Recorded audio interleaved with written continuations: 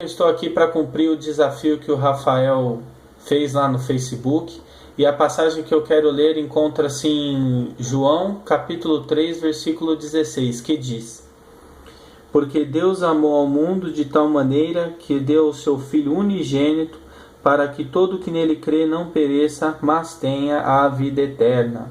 Gostaria de primeiro estar abordando a respeito do amor de Deus, do único Deus, o nosso Pai em Cristo Jesus, o qual, para salvar a humanidade, para salvar nós dos nossos pecados, das nossas iniquidades e posteriormente de um futuro julgamento efetuado por Cristo, ele envia Cristo numa determinada época para performar uma obra de um cordeiro, uma obra que tira os nossos pecados e iniquidades.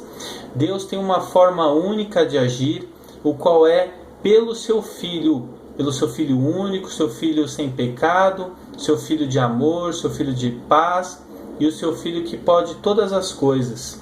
Cristo, ao longo do Novo Testamento, ele se revela como Deus, ele se revela como único junto ao Pai, junto ao Espírito Santo, onde ele opera milagres como a ressurreição de Lázaro, ele opera milagres como a transformação dos elementos da água em vinho.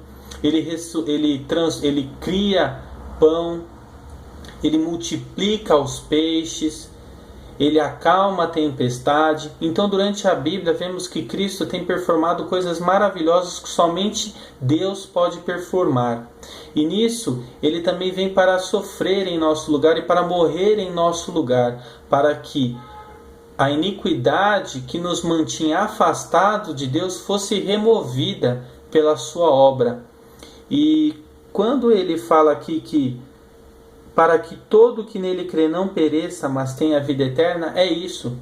Para que um dia os nossos pecados, os quais nos condenariam, não nos condenariam mais. Mas pelo contrário, quando formos justificados por Cristo Jesus, ele um dia há de nos conceder a nossa vida. Pois a vida não pertence a mim, não pertence a você, mas pertence a Deus.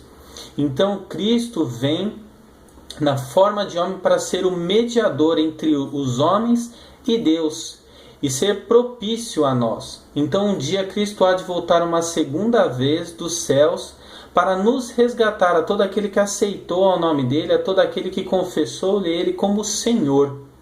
Sendo assim que hoje nós possamos compreender que devemos aceitar a Cristo, para que não venhamos a ser julgados, nem condenados e nem perecermos, mas pelo contrário, obtermos a vida eterna, uma vida de gozo, uma vida de paz, uma vida de alegria, a qual somente está em Cristo Jesus e ninguém mais, está somente no Filho e ninguém mais, pois ele é o único caminho, a verdade e a vida.